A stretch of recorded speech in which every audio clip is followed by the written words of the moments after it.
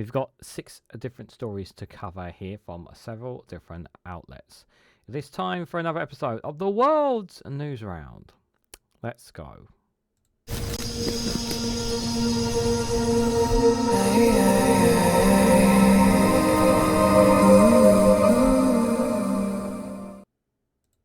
Good morning, good afternoon, good evening, wherever you are in the world. This is Reganelite here with another premiere video of the World's Newsround, where I cover various news stories from outside the UK. We have 6 news stories to cover here on this premiere video that roughly goes between about 40 minutes to an hour or so covering various different topics. And when the video is out, it will be timestamped down below. So so after this premieres, if you want to see a specific article from this video, it will be timestamped down below as well. The date and time of the record of this premiere video will be on the 29th of November 2024 at 13:51.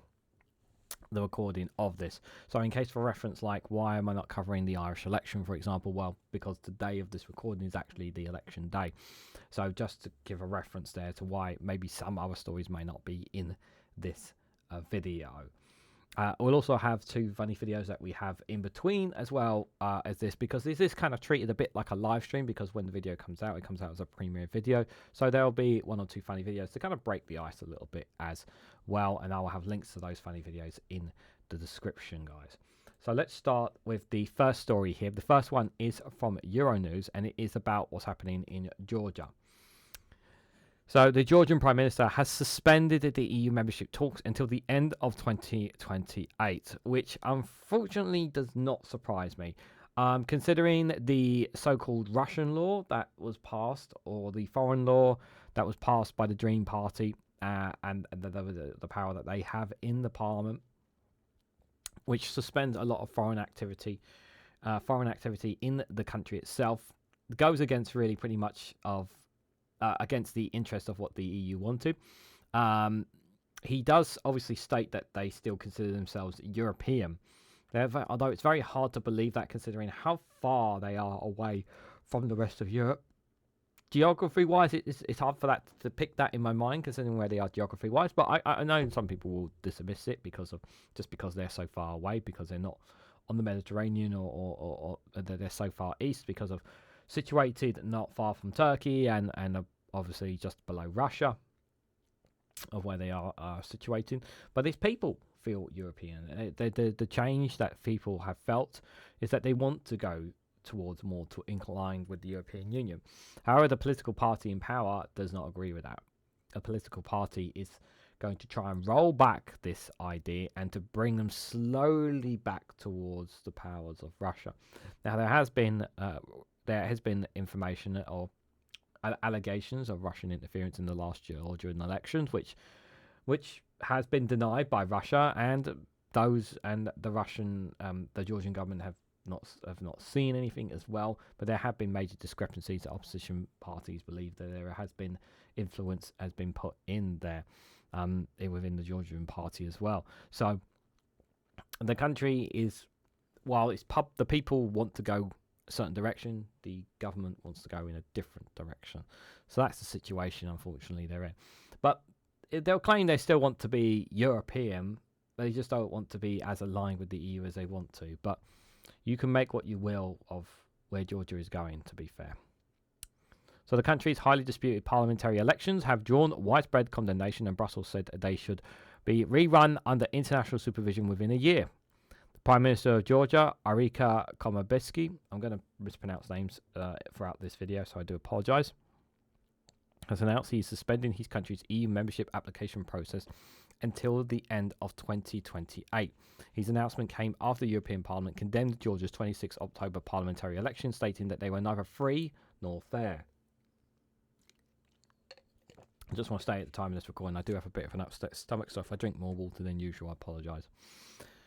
In a statement, Kobayashi insisted that Georgia is a European country, and it is his responsibility to make Georgia a fully fledged member of the European family. But that Georgia-EU relations are bilateral and can only be bilateral. We are a proud and self-respecting nation with a long history. Therefore, it is categorically unacceptable for us to consider integration into the European Union as a favour that the European Union should grant us. He also said that the government will refuse all funding coming from Brussels. The EU announced earlier that it was cutting any budgetary support for Georgia over the so-called foreign agent law and other decisions made by the Georgian Dream that were seen as anti-democratic. While the opposition refusing to recognise the new parliament's legitimacy and boycotting its proceedings, Kabadogish will continue as Prime Minister. The Georgian Parliament has approved his new cabinet, but the opposition seats are left vacant. Early on Thursday, the European Parliament adopted a resolution criticising the ruling Georgian Dream Party for the country's democratic decline, citing serious electoral violations such as voter intimidation, vote manipulation, interference with observers and media, and tampering with electronic voting machines. The MEPs declared the election results unreliable and urged the international community not to recognise them. European lawmakers have also called for EU sanctions against Georgia's Prime Minister and high-level officials, arguing that Tisbali's government's policies are incompatible with the country's Euro-Atlantic integration goals. The Parliament has backed an independent internal investigation into electoral manipulation allegations in Georgia, urging the EU and its member states to impose personal sanctions on Georgian officials and political leaders held responsible for democratic backsliding, electoral law violations, and misuse of the state's institutions. Russia's interference in Georgia's democratic process, including efforts to spread the Global War Party conspiracy theory, which falsely claims the opposition would lead the country into war with Russia under Western orders, has been highlighted as a major destabilizing factor in the South Caucasus nation. It'll be interesting to see how the country continues to go, but the EU have made their position quite clear about what's happening with Georgia. Obviously, they stand in solidarity with the people of Georgia, but they do not stand whatsoever with regards to this government and its leader. They generally believe, and I'm inclined to agree with them based on what I've read and reports and experts on this, is that there was interference in this. There was voting intimidation. There was pressure for Georgian people to vote against their interest in this election that they had. That is the premise that has been concluded by the EU and been concluded by many experts and analysis pieces from it. And it's a real shame, but that does not mean that it's over for Georgia. It just means that they must fight even harder for their dreams. If they want to join the European Union, it doesn't mean to say that it still can't happen, but it's about them being able to fight the electoral interference and the dangers that the Georgian Dream Party is imposing, and hopefully that they can bring about a new government down the road. I'll have to edit that out. So yes, we will have to wait and see, obviously, what will happen over time in Georgia. It will take a while, but we will observe it as much as I possibly can here on Reganelite's channel. The next one I've got for you guys is from Al Jazeera. And I've covered some various clips and stories and whatnot around the Ukraine war. Things are now starting to get turned for the worse, really. The most dangerous stage is the view from Russia as the Ukraine war escalates. Officials rage at the rest for allowing Ukraine to attack deep within Russia as fears simmer on the streets. So, the view from Russia. I would also recommend, before I read into this, if there is anyone that you want to get the best ideal from what is happening inside Russia, check out Konstantin's YouTube channel, Inside Russia. He is one of the most knowledgeable guys when it comes to what's happening inside Russia. He is a Russian. He has Russian friends. He fled the country around the time of when the war was started. He was very fortunate that he had friends and families and helps. He doesn't just do a YouTube live stream nearly done a daily basis on Inside Russia, but he's living in Uzbekistan at the moment, and he does some really wonderful work outside of that, when it comes to helping Ukrainian or Russian refugees and helping them find sanctuary and whatnot. So he's a very, very knowledgeable man, and I do recommend checking out his channel. As for the view here, my understanding is obviously there are mixed, because there are obviously a lot of propagandists taking place by Russia to try and manipulate Russian people into thinking a certain way. But one thing is for certain, Russia's economy has not been doing well. It's been doing really, really badly, and they are being squeezed. They're being squeezed very, very hard. And I do wonder whether sanctions and whatnot that have been imposed on Russia, whether they will be loosened by a Trump administration if Russia was to kind of bend to the wheel a little bit on things that Trump wants. I think that's entirely possible. It's entirely possible. I know we called this premise about that Vladimir Putin, the Russian president, does have some things on Donald Trump. He has dirt on him. So I do wonder whether or not things will get easier rather than get worse for Russia when it comes to that. If possible, they can do that. I also wonder whether or not that with the Trump administration coming, are we going to get that? Are we going to get some kind of ceasefire or some kind of pause to the conflict or some kind of agreement? And I do think there is a sense of tiredness from the Ukrainian side as well as from the Russian side on this. That is for sure. So last week, a defense industry site in the central Ukrainian city of Dymo was struck by a Russian medium-range ballistic missile, which President Vladimir Putin described as a response to NATO's aggression actions against Russia. Early reports that Dymo was hit by an intercontinental ballistic missile proved inaccurate. Moscow's deployment of the new weapon, named Ostrich, following a series of Ukrainian rocket strikes into Western territory using United States-supplied ATACMS. I'm going to get it. ACACMSs, long-range missiles targeting military facilities in the region of Bryansk and Kursk. In his statement, Putin acknowledged that Ukrainian attacks caused casualties among Russian troops.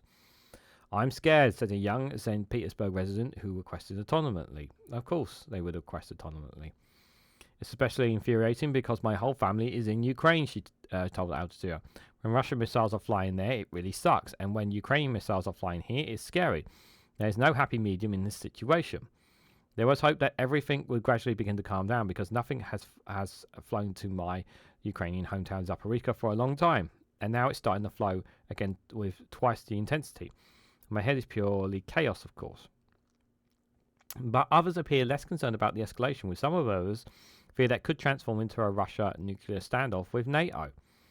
I don't think rockets will fall either on Moscow or London, although Ukrainian drones are already flying over Moscow, said Dashka, a Moscovite in her early 30s who asked Al Jazeera to withhold her name. But when they say there will be a third world war, Russia will come for Switzerland, all of that, I don't think, but let's wait and see. What's happening now is, of course, totally effed.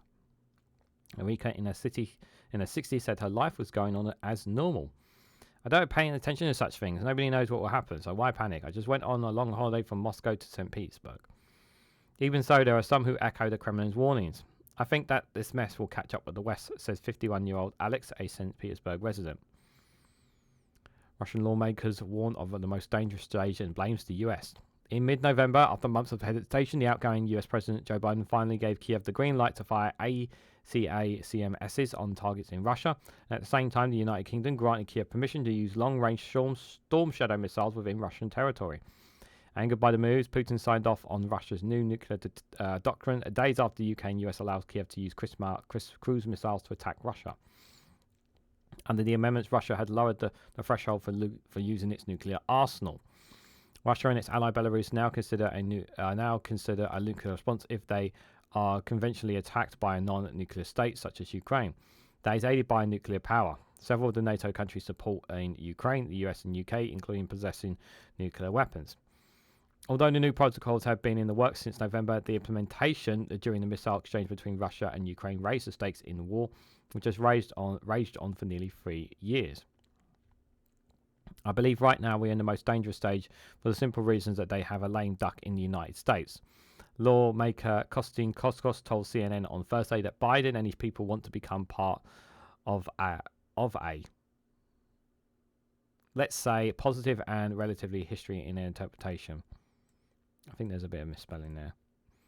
On his talk show, the pro-Kremlin TV host Vladimir Shoskos mocked the West by joking about sinking the British Isles with the Russian possession nuclear torpedo. I want to see a Poseidon, he gestured vividly. It would be so beautiful, the beautiful that wave, the glare of radiation. I don't think that would be a good idea. Sinking Britain, good luck with that. It is a threat from top Russian officials, including Dmitry Medvedev, the former president and current deputy chairman of Russia's Security Council, have made several times before. But Oleg Inogov, a Russian expert in the International Crisis Group, said a few more intensified Ukrainian attacks into Russia are unlikely going to change the course of the war. The consensus before Ukraine was granted authorization, that was authorization that would not change anything militarily, he told Al Jazeera from Moscow. And he explained that Kiev is likely to secure more than political and moral divides from the attacks because the range and number of missiles Ukraine has are limited. Sporadic point attacks using a small number of missiles are unlikely to result in a major escalation, he said.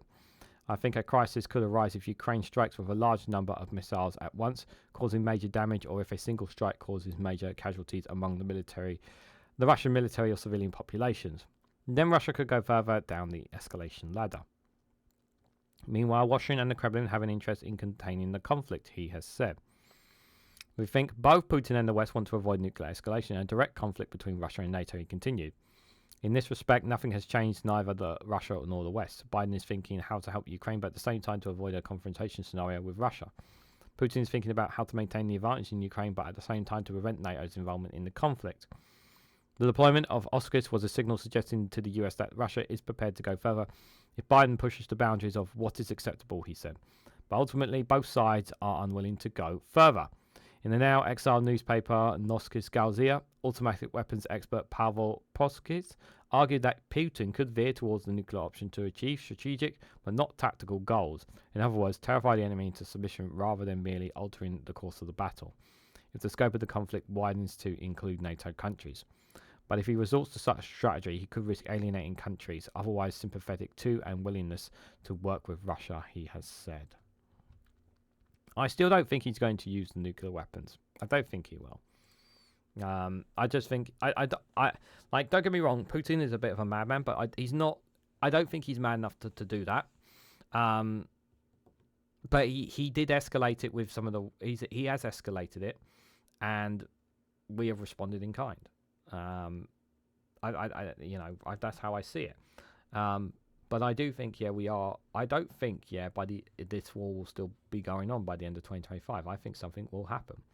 I think something in 2025 is going to happen that may, in my view, and my hope is that it will see some kind of peace.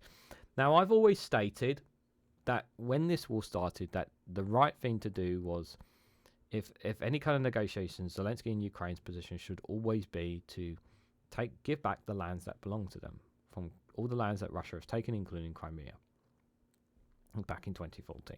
That has always been my position.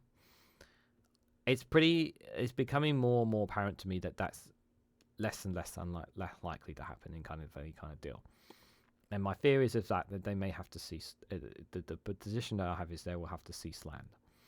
Now, if that means that Ukraine lives on, then okay.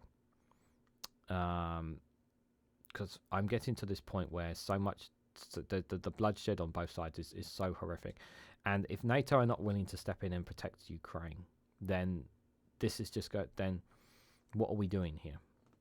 Either we support them or we try and negotiate some kind of deal, because at the moment Russia are the ones who are, while Russia are throwing away loads and loads of bodies and their economy is crippling at the moment, they are still making advances. They're still making advances in this war, and they are taking last swathes of land because Ukrainian soldiers are exhausted. They are tired. They cannot keep going. They're getting no chance to breathe whatsoever in this conflict. They are absolutely exhausted. So something has got to give at some point, and I believe at the end of 2025 next year, something will give. I'm actually going to put this out there now. I don't know if it's going to keep going for a couple more years. I'm struggling to see that now, given the ramifications of the Trump victory in the US election. But we'll have to wait and see, won't we? The next story I've got for you guys is an opinion piece from Middle Eastern Eye, an interesting opinion piece that I thought was worth reading. So this one here is, after mounting political issues, Israeli society may soon face a reckoning. So this is an opinion piece from Middle Eastern Eye from Abid Abdu. Amid a ceasefire agreement with Lebanon, Israeli society has begun to recognise the limits of military power as social and political fissures deepen.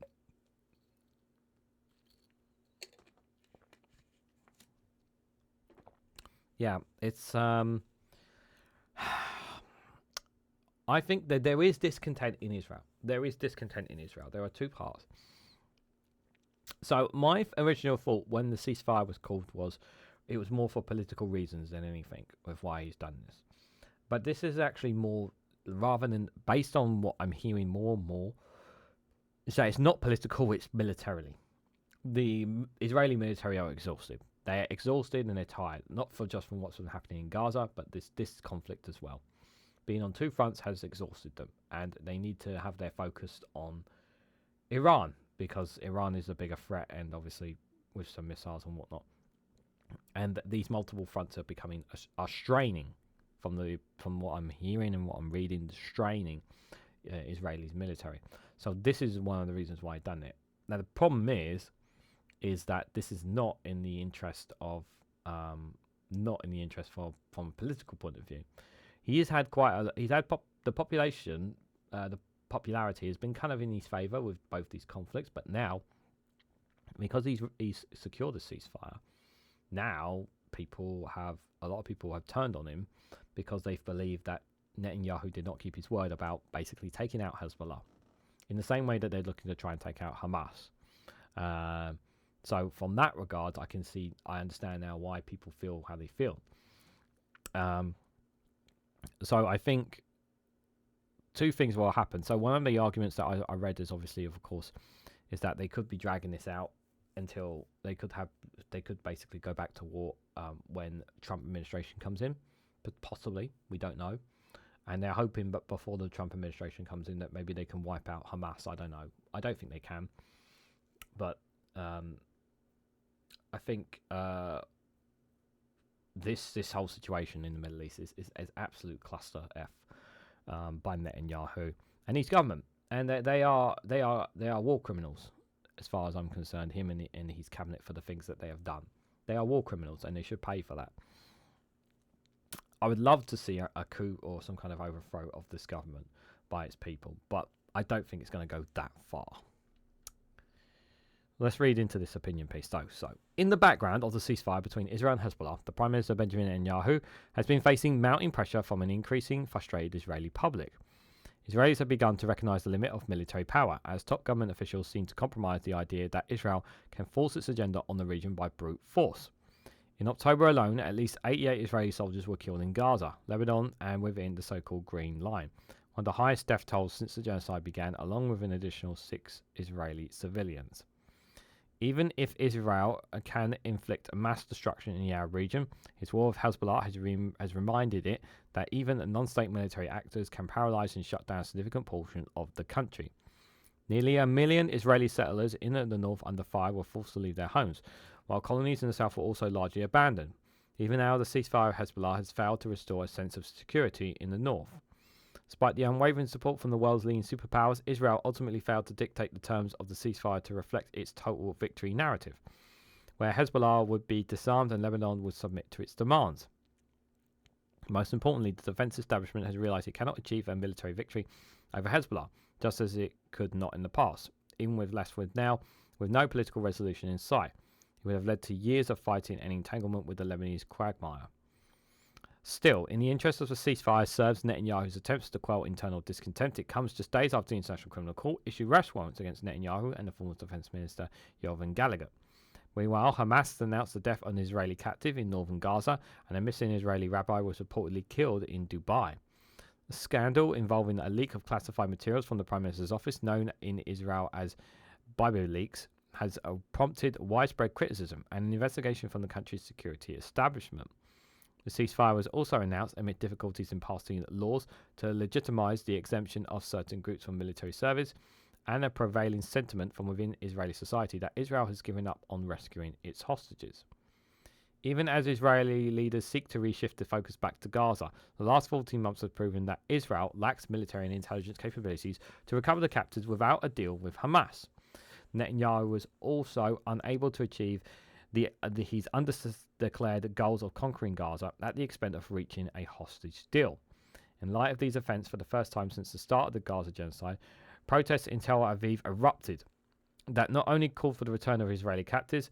Previously, the popular slogan was bring them back and go back to Gaza, but also demanded an end to the war. Barely 2 months into the war on Lebanon, the initial euphoria in Israeli society over the war crime strategy of detonating pagers, which led to civilian casualties, has transformed into a sobering reality that Israel is neither a global nor regional superpower. Despite the siege, starvation, bombardment, and unspeakable destruction in Gaza, Israel has failed to achieve what is its stated war objective, neither resolving the hostage crisis nor dismantling Hamas. On Tuesday, the Israeli parliament voted in favour of a ceasefire with Hezbollah, which will remain a military and political force. Worse still, the new military threats are emerging from Yemen, Iraq, and Syria. Furthermore, despite the targeting of Netanyahu and Gallic, the broader implementations of the arrest warrants issued by The Hague are being felt on two fronts. First, Israeli generals are beginning to grasp the personal risk posed by international arrest warrants, which could affect their standing with Western nations, military collaborations, arms trade, and intelligence sharing. Unlike Israel's top leaders, these generals may not enjoy the same level of state protection or immunity. Second, the broader Israeli public is realizing the potential repercussions of the nation's international standing, potentially leading to sanctions and boycotts against Israeli individuals and companies. But perhaps Israel's most enduring challenge remains Gaza. Israel has extensively experienced with direct occupation in Gaza, the West Bank, and southern Lebanon. However, unlike the territories it conquered in 1948 when the world tolerated the ethnic cleansing of Palestinians within the Green Line, the dynamics post-1967 have shifted. Palestinians, alongside neighbouring Arab nations, have since internationalised that leaving their homes means permanent displacement, and any notion of temporary Israeli occupation is illusionary. From these occupied territories emerged grassroots military resistance movements that extracted a heavy military toll on Israel. And although Israel has not formally announced plans to adopt the general's plans of reoccupying Gaza, the mass infrastructure investments in northern Gaza suggest it could be war implicit goals. The prospect of settlements in Gaza looms large, potentially marking the return of caravans for the first settlements there. Such developments are leading more and more reservists, many of whom have been fighting for 14 months, to realise that the war may never end. If Gaza is reoccupied, residents will persist and intensify, requiring continuous military engagements. This would demand sacrifices far beyond what was promised at the war's outset, including economic livelihoods, educational aspirations, and personal safety, all to serve the objective of this menacing right-wing agenda pushing Israeli society into internal war without political horizons. Amid these mounting crises, Netanyahu chose to wage war on all fronts, including against Israel's own security establishment. His attempts to evade accountability and push through arbitrary legislation to defranchise Arab Kisik members, along with his efforts to undermine the judiciary and exacerbate internal tensions over Israel's national identity, seeking to weaken political opposition. They have only deepened the divisions within Israeli society. So, for example, Netanyahu's sidelining of Gallic, a former chief of staff from within the military establishment, while prompting his loyal aide Israel's Kazik, who lacks military credentials, has drawn sharp criticism. Kayez's recent repel of administration detention against Israeli settlers in the West Bank, against the recommendations of Israel's security arbiters, has only heightened fears of escalation of extremist settlers' terrorism in the West Bank. As these challenges intensify, Netanyahu's actions broadcast a troubling message to Israel's society. The situation is dire and the media bubble has been living in is beginning to burst. While Netanyahu's manipulative reputation is well known in Israel political culture, the public nevertheless followed him into Gaza genocide with the exception that things would somehow work out. It seems increasingly unlikely that they will. Ultimately, Israeli society will have to reckon with the cost of uncritical obedience and disregard for international law and human life. But by the time the full scope of Gaza's devastation sinks in, with more than 44 Palestinians killed, 70% of whom are women and children, it may be too late. Some Israelis will regret their actions, some will deny, and others will justify them, but the collective consequences of this devastation will endure, and it will all be too late. The views expressed in this article belong to the author and do not necessarily reflect the editorial policy of Middle Eastern Eye. And I just wanted to put that last context in because, like I said, it's an opinion piece from him. It is an opinion piece, and it's quite a strong opinion piece as well. Whether Israelis look back on this moment and look at it with a sense of shame or scar or whatever will remain to be seen. Something tells me that they will just try to bury, whatever happens between the next few days, weeks, months, and years, within the next couple of decades. Israel will try to bury this. They will try to bury this history. They will try to claim that what they did was right, or they will try not to feel any guilt or sadness. They will basically move on, is what I think they will. You know, this idea where it will basically home over their heads is another thing. Obviously, Jews outside of Israel, in other parts of the world, they will look at this. Many of them who have common sense and will look at this with great disgust and disdain of knowing what this country has done to the West, in the West Bank, what it has done to Gaza, and will look back on it with shame, because there is all the footage is out there for the world to see. It is all out there for the world to see, and it's very, very sad to say the least, guys. So, guys, we're about halfway through to the World's News Round. Usually at this point, yeah, I'll have a funny video for you guys to break the ice a little bit from all these stories. I hope you guys enjoy this funny one I've got for you guys here. I'm just trying to find, where did I put my damn headphones? Somehow they fell on the floor. This funny video I've got for you guys is from Foil and Arms. You may not have heard this one already. The headline for it is called Influencer Dad in Court. So I hope you guys find this hilarious. Mr. Duggan, I have here 4 counts of driving under the influence. Sorry, Your Honour, I believe that should read driving whilst influencing. Mr. Duggan, you are charged with reckless driving, wasting police time and child neglect. How do you plead? Just waiting for the results of a poll that I put out on my socials, Your Honour. Excuse me? If you haven't got your vote in yet, let me know. Should I plead innocent or How did you guilty? get into the selfie sticking? Was he not searched? Dad. Yeah, don't interrupt me when I'm filming, Alexi. I told you this already. George, Dad. Dad. The judge is looking at you, Dad. Your ex-wife is a lifestyle blogger, is this true? Yes. And you have shared custody? Yeah, she films the kids Monday to Friday. I film them on the weekend. And can I just say that she is a total narcissist? Okay, which is ironic because actually I'm the good-looking one. There seem to be over 10 instances of child neglect from your online videos. Like what? Forcing your child to climb a steep hill. So? In foam sandals. Sorry, no, Your Honour, they are gator shoes and you should really give them a try. Hashtag go further, go farther with gator shoes. Hashtag swamp feet. Dad, mine are too small. Your Honour, I cannot understand how people could deem me a bad parent, especially when little Alexi here is going through a very difficult time in school at the moment. I like school, Dad. He's being bullied. No, I'm not. And he's gay. I'm not gay. Well, you could be gay. No, I'm not, Dad. Well, you might be. No, I'm not. Well, you could pretend to be. No, I'm not. Jeez, Alexi, I've already made the thumbnail, okay? Mr. Duggan, please. Alexi, what would be a satisfactory outcome for your father today? I'd like my dad to come home. What a boy. Hashtag proud. Hashtag McCormick's dry rolled oats. Start your day the McCormick's way. I'm going to do something unusual. I'm going to give you a choice. You can either have 2 months in prison or you can have 12 months break from social media. Alexi, I'm going to see you in 2 months, okay? Where are you going? When I get back, things are going to be different. I promise you, okay? Dad! And if we're going to get more engagement, more followers, we have a real story to tell them.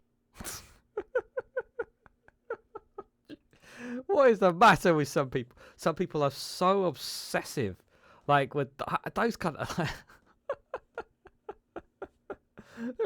The worst thing is there are generally people like that. There are generally people like that. Like they're just doing it just for whatever. But at least I feel like I'm doing it for at least what I do here is not the same thing. Dear. Oh. Anyway, I hope you guys found that funny. That was Influencer's Dad in Court from Foil and Arms. The link for that is in the description. So do go check it out on there. Like and share and all that kind of stuff, guys. Hope you found that hilarious.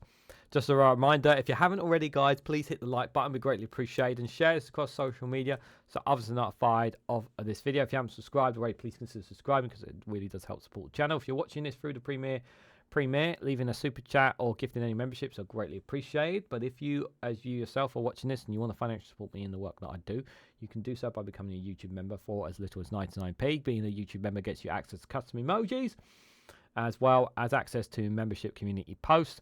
And obviously, I'll give you shout outs whenever you appear on premiere videos or live streams whenever I'm present for the premiere videos. And of course, whenever you comment on any of my videos, almost lost my train of thought there, I always give you guys a response to members commenting on my videos. Sometimes it takes a few days for me to respond, but I normally respond to comments whenever they're made by members' videos. If you decide to upgrade to the $1.99 membership level, you can get early access to additional content, so content that's normally out a few days ahead, you will get that before everybody else as well if you decide to upgrade. So you get all the original benefits plus plus early access content if you decide to upgrade and support me on here and the work that I do. So thank you to everyone and anyone who has been a YouTube member. Other ways you can financially support me as well if you wanted to. You could buy me a coffee. A link for that is in the description, or you could join me on Patreon as well, which I get a bigger cut if you wanted to do that as well. So links for all of them are in the description below. Thank you to anyone who has done those. It is greatly appreciated. So moving on to the next story, guys. This one here is from the BBC. So Sweden has asked China to cooperate over severed cables here. Excuse me. Sweden has formally asked China to cooperate with an investigation into damages to 2 cables in the Baltic Sea after a Chinese ship was linked to the incident. I should point this out here, and they're probably pointing out in the article, China have denied any involvement whatsoever in any kind of cables being cut whatsoever, but we honestly don't know. They have said that they're willing to help cooperate with the investigation of how this has happened, but we honestly don't know. So I'm going to read a bit more into this, guys, to those who don't know too much about this. So the cables, one linking Sweden to Lithuania and the other linking between Finland and Germany, were damaged in Swedish territorial waters in the Baltic Sea on the 17th and 18th of November. So a Chinese ship, the Yangping 3, is believed to have been in the area at the time and has since been anchored in international waters off Denmark. So Beijing has denied any involvement in sabotaging and on Friday said it was willing to work with Sweden and other countries to find out what happened. The Yangping 3 left the Russian port of Oslusa west of St. Petersburg on the 15th of November. Early on the 17th, the Adrian cable between the Swedish islands of Gotsk and Lithuania was damaged. The following day, the Sea Lion 1 cable between the Finnish capital Helsinki and the German port of Rostock was severed. Data from the ship tracking website suggests the Yangping 3 sailed over the cables and at around the time each was cut. And according to the Wall Street Journal, investigators suspect the ship deliberately damaged the cables by dropping and dragging its anchor along the seabed for more than 100 miles. The ship has been in the Gotsk Strait, the passage between Sweden and Denmark that connects the Baltic Sea to the North Sea, since the 19th of November and is being monitored by the Danish Navy. On Thursday, the Swedish Prime Minister told a press conference that his government has sent a formal request to China to cooperate with Swedish authorities in order to create clarity on what has happened. We think it's extremely important to find out what exactly happened, and if, of course, we also expect China to comply with the request that we have sent, he said. He also reiterated an earlier request for the ship to move back into Swedish waters so it could be searched as part of the investigation, though added that it was not making an accusation of any sort. In response on Friday, China's foreign ministry said it was willing to work with related countries to find out the truth.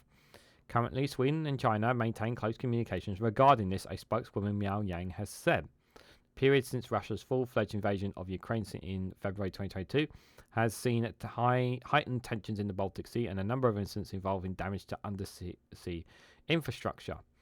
Back in September 2022, a series of explosions blew holes in the 2 Nord Stream gas pipelines between Western Europe and Russia. And in October 2023, damage was done to an undersea telecoms cable between Estonia and Sweden. Speaking last week, the German Defense Minister Boris Pistorius said of the latest incident that nobody believes that these cables were cut accidentally, though he did not specify who he believes was responsible. Russia has rejected suggestions that it could have been involved as absurd and laughable. There is definitely something here. This is like every now and then, like a couple of years, there's been these things happening. Now, the 2 Nord Stream gas stream pipelines, we've had Russia been accused of blowing them up. There's been accusations that America has blown them up. We still don't know who was fully responsible for those gas pipelines going off. Now, this is the second time that I've heard now about telecoms cables being damaged, allegedly by or accidentally or whatever. You know, once every couple of years maybe, but you know, in just a series of one year and then one another year, you're going to tell me there's not a coincidence here? There is something here, isn't there? Maybe there is, maybe there isn't. If I'm honest, I'm trying to figure out what would be the benefit of China or Russia to do this? Let's just say hypothetically China were responsible. Why would they do this? How does this help them? How does this benefit them? Considering that they seem to be having close communications according to this article as well. So what is the benefit of China doing this? Not really 100% sure on how this benefits anyone, if I'm honest. So it remains a mystery, but leave your thoughts down in the comments below what you guys think may or may not have been behind this.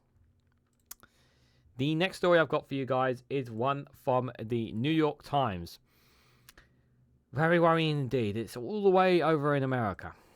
So the Trump's team's rejection of a transition deal adds a wrinkle to its transparency pledges.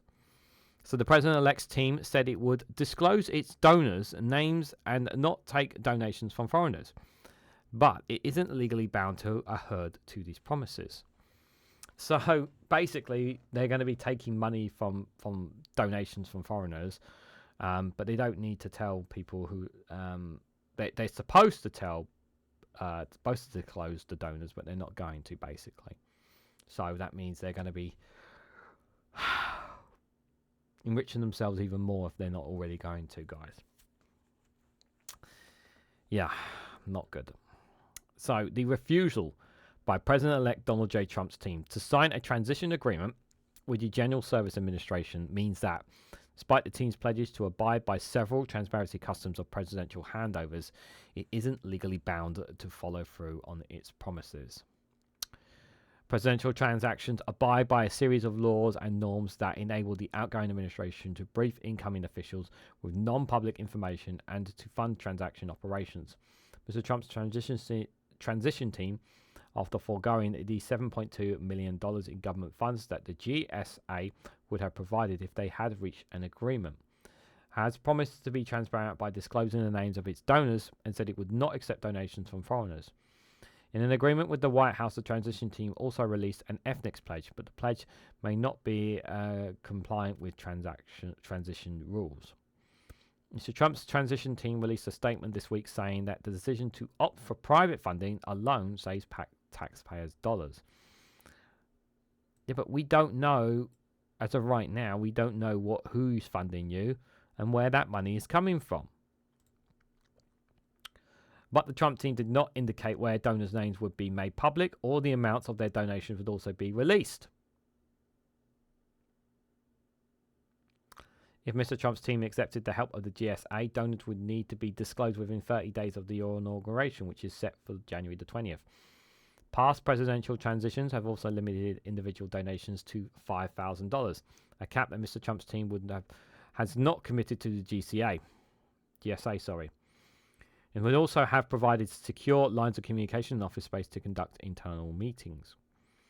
After initially missing an October the 1st deadline, Mr. Trump's team this week signed an agreement with the White House that will begin formal briefings led by the Department administration members. But Mr. Trump has continued to refuse to sign an agreement with the Justice Department that would allow the FBI to run security checks for transition staff. Without clearances, Biden administration officials cannot share classified information with many transition team members. That's really bad.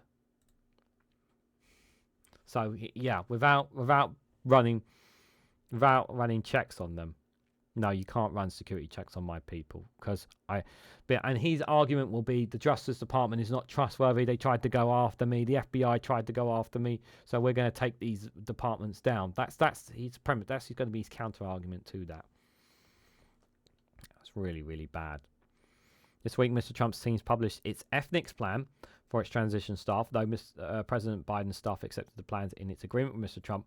The plan may run afoul of the Presidential Transition Act, which mandates that such plans detail how a president-elect himself will address his own conflicts of interest. Mr. Trump's plans do not appear to do that. Representatives for the Trump transition team and the White House did not immediately respond to requests for comment. This engagement allows our intended cabinet nominees to begin critical preparations, including the deployment of landing teams to every department and agencies to complete the orderly transition of power. Sue Wills, Mr. Trump's incoming chief of staff, said in a statement on Tuesday that the agreement with the White House. And during the 2016 presidential transition, Mr. Trump signed the agreement with the GCSA. By his inauguration, the transition had about 120 employees and disclosed $6.5 million in funds raised, as well as $2.4 million in reimbursements from the federal government. So that was then, but obviously this time this time around, the team could be a lot more dirtier. And actually, to be fair, guys, when we've looked at when we've seen some of the names that have been bounced around, yeah, it's not a very nice team, not a very nice team, and yeah, it's not good. It's not good at all, is it? To be fair, and you just feel like all hell is going to break loose when Trump is finally president. I mean, just imagine some of the things he's going to say on his first speech. He said he would be dictator on day one, wouldn't he, as well? That's what he said he'd be on day one. So, not looking forward to it. I'm not looking forward to the next 4 years of President Trump, but that is what the American people voted for. Yeah, I know, guys. It's very concerning indeed. Very, very concerning indeed. The last news stories I've got for you guys here is from CNN. We've talked a little bit about this. This is one I really want to dig into. So it's from all the way in Australia. So tech companies been put on notice as Australia passes its world first social media ban for under 16. So if you are under 16 and you have social media in Australia, be prepared to give it up. Especially when as Australia's passed this law, it looks like it's going to be. I'm sure there's a few more, maybe one or two more legislation things before it comes fully compliant in law. But basically, the clock is ticking on social media companies to respond to this. So what's my initial thoughts on it? I think it's wrong to ban under 16s. I think the age is too hard. I think maybe if it was from 12 or 14, maybe, but 16 seems a bit harsh because kids' minds are still pretty understandable of social media. I don't think it's right that children should be completely excluded from social media while their adults are completely embedded into it. It just doesn't feel right to me. It doesn't feel right to me. I think there needs to be restrictions on children, but an outright ban. Like the thing I'm looking at is how do Australia manage this? Like, what are they going to do? Impose sanctions on the social media companies? How are social media companies supposed to control this exactly as well? So I'm assuming that everyone in Australia who has any kind of social media, they will have to be checked off and checked to see if they are a certain age now. They'll have to, every single social media company that has people in Australia, they will have to check them. They'll have to age verify them all. They're going to have to, because otherwise they could get themselves a fine or something from Australia now. So, on one hand, this is good because it applies pressure on the social media companies to do more when it comes to making sure that the people who are behind these profiles are actually who they say they are, because obviously now you'll need to verify their age. This is actually, it's a weird sort of way, but OnlyFans, which is the adult content page, guys, because I know one or two people from connections and whatnot who actually have or use OnlyFans. Like, you can't create an account very simply and like any normal thing. You literally have to verify, like, because this is what someone told me, like, you have to verify who you are. You actually have to take, this is what because someone was telling me about this beforehand, actually. He said that he had to, like, in order for him to have an OnlyFans account, you literally have to identify, you have to show who you are. You literally have to take a picture of yourself to send to them to say, this is actually you. You have to be identified of who you are on OnlyFans. Like, it's proper deep, like, identification stuff before you can actually create a proper account on OnlyFans, which is quite big, yeah, for a company that's known for its adult content more than anything. Although they do try to push themselves away from that. So in terms of for something like OnlyFans, they would be all right because they already have the barriers in place. But what I would say is that other companies, the other social media companies, may need to take ideas from that to implement, in order for them to meet this law, if it all goes through, any kind of little fiddles here from Australia, to ensure that it doesn't get caught out of having people or children on it that's under 16 on their social media platforms, because they could find themselves getting fined by the Australian government. I mean, these tech companies have loads and loads of money anyway, but I don't think they're going to completely ignore it, because they could get slapped with massive fines by this as well. But I'm interested to see what some of the tech companies' responses have been to this as well. So let's have a reader. So Australia's Parliament has passed a world-first law banning social media for children under 16, putting tech companies on notice to tighten security before a cut-off date is yet to be set. Yeah, so this is exactly what was the thing is that they've got to give people, social media companies, a time for this. The Senate approved the social media ban late on Thursday, the last sitting day of the year, following months of intense public debate and rushed parliamentary process that saw the bill introduced, debated and passed within a week. Under the new law, tech companies must take reasonable steps to prevent underage users from accessing social media services or face fines of nearly 50 million Australian dollars. It's 32 million.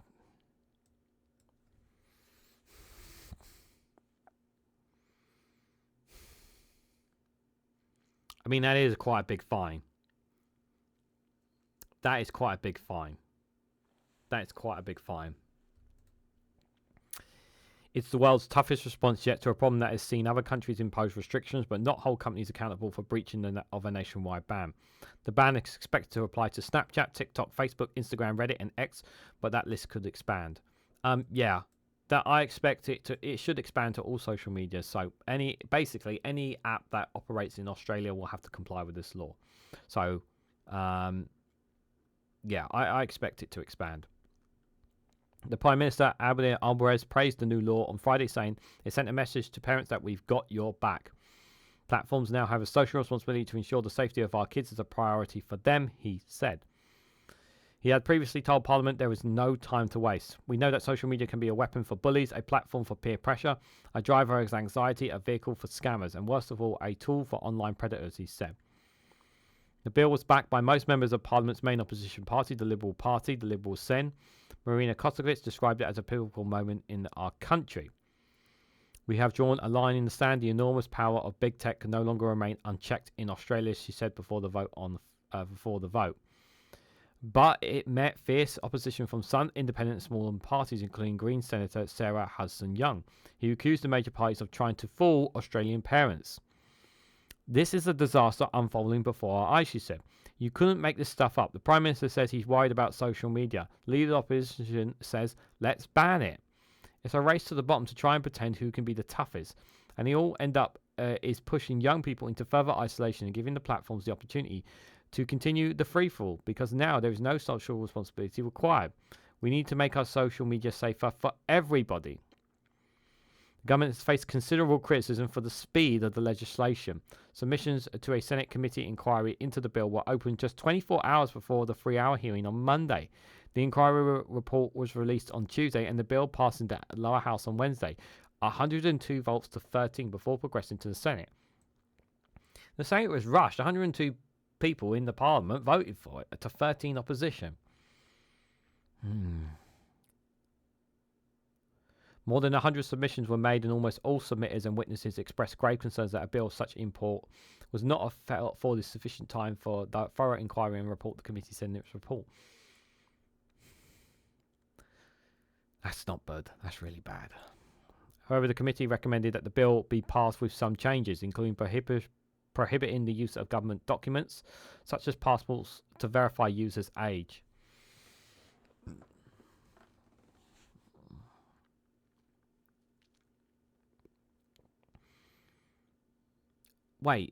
However, the committee recommended that the bill be passed with some changes, including prohibiting the use of government documents such as passport to verify users' age. They can't use passports to verify their age? So...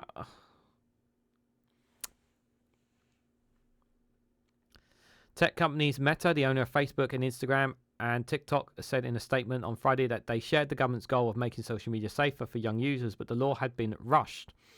The task now turns to ensuring there is productive consultation on all rules associated with the bill to ensure a technical feasible outcome that does not place an onerous burden on parents and teens, and a commitment that rules will be consistently applied across all social media apps used by teens, a Meta spokesperson said. Snap Inc., whose messaging app Snapchat is popular with children, said there are still many unanswered questions about how the law will be implemented. It has advocated for a device-level age verification to simplify the process. X, owned by billionaire Elon Musk, said in its submission to the inquiry that the platform was not widely used by minors, but expressed concerns about the law's impact on the freedom of expression. Yeah, of course he would say that. Some experts had argued the legislation could expose children who evade the ban to unrestricted content and deter them from reporting any problems to an adult.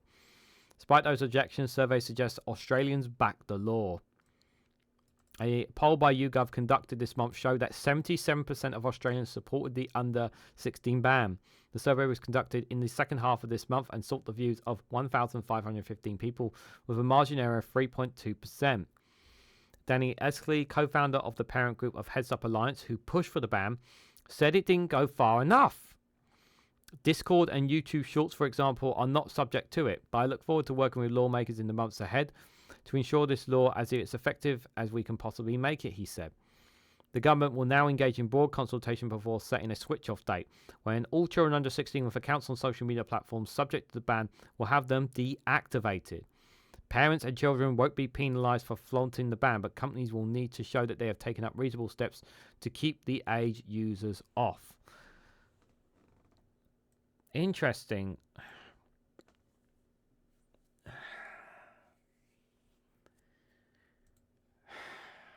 I'm taking deep breaths here, guys, because this Heads Up Alliance here, they want to get all Australian kids.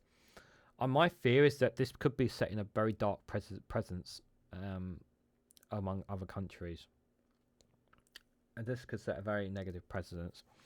The fear is that this could alienate a lot of youth children in going into other social medias. That they will still find ways to go onto the internet, go to other social medias. They will find other places. There will be other ways to get around this. They will try to. I think this is extremely dangerous. This is not going to guarantee the safety of children from social media. This will not guarantee it. There should be more working on it. I think if it was under 12, I would probably be more okay with it because they're quite young and they don't need social media from 12 or above. Like I think a certain, like, there can be, like, I think many people will probably agree with me in the chat that there should be a certain age on when people should look to social media. Like 10 and under, they should not be anywhere near social media. 12, I think, can definitely be reasonable. I think between 12 and 16, there should be discussion, a general consensus that perhaps there should be some kind of law there. I'm in favour of something like this, but not at 16. I think it's far too old. I think if we're looking at a much younger age, I can definitely agree with it. I just don't think it's right for 16, for under 16s. Yes, there are always risks with children with social media, but I understand that also the point about tech companies need to take more ownership and responsibility. I agree. Tech companies don't do enough. I'm 100% in agreement, and I'm sure you guys agree with me too. Tech companies don't do enough about this. But I just wonder if we're going a bit too far here. And a part of me feels yes. I think this is going to hurt children rather than help them in Australia. Well, I guess we'll keep an eye out and see when it comes into play. But yeah, this is a pretty big one. Pretty big story, that is for sure, guys. So, guys, before we wrap up the World Newsround, I thought I would hit you off with a funny video to see ourselves out. I hope you guys enjoy this funny video from Matt Green Comedy. Apparently, Black Friday is not over. Apparently, Black Friday is never over. This year, our incredible Black Friday deals start on Monday. That gives you 5 days of Black Friday offers. That's nothing. You can get access to our Black Friday deals a full week ahead. It's a fortnight before Black Friday, which means, you guessed it, a Black Friday-tastic 14 days of Black Friday goodness. Forget Black History Month, It's Black Friday month. We're proud to announce Black Friday Winter. We're now entering year 5 of the long Black Friday. Everything is on sale, nobody knows how much anything is supposed to cost. Inflation is either going up or down, depending on how you look at it. Economists are in despair. Bargain hunters roam the streets. A spokesman for the Black Friday Martyrs Brigade claimed responsibility for the attack, saying that they had intelligence that the shop had been selling things without a discount code. 3 Black Fridays of mourning have been announced. After many years of bitter struggle, a peace deal has been struck, and Black Friday will finally be declared over. Nobody really knows what happens next. Historians tell us that traditionally the day after Black Friday was simply known as Saturday. But that just sounds silly now.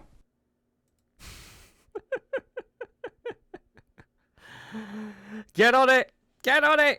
Get your bargains! Get your bargains! Hurry, guys! Get your bargains! Get your bargains before get your Christmas bargains and shopping's done now! Get it now! Oh, the video, the clips that I see of Americans rushing to buy TVs and everything on Black Friday. It's insane. People go insane. They really do go insane because of the bargains. Dear, oh dear, oh dear. So guys, what did you make of some of the stories that we covered here on the World Newsround, from covering what's happening over in Georgia with the Prime Minister suspending EU membership talks, talking about the escalation that is happening in the Ukraine war, what's happening with since the ceasefire in Israeli society, the opinion piece from Middle Eastern Eye. We looked at Sweden and China and perhaps cooperation over severed cables there. The Trump team rejection of transition deals there. And finally, we looked at tech companies putting on notice as Australia passes its world first social media ban for under 16s. Let me know your thoughts and more on all these stories down in the comments section below. But just before I go, if you haven't already, please hit the like button. We greatly appreciate it. Share this across social media so others are notified of this video. If you haven't subscribed already, please consider subscribing, because it really does help support the channel. If you want to go one step further and financially support me and the work that I do here, you can do so by becoming a YouTube member for as little as 99p, or join me on Rumble or Patreon for exclusive content on those platforms. So thank you all so much for watching, and I hope to catch you all very, very soon.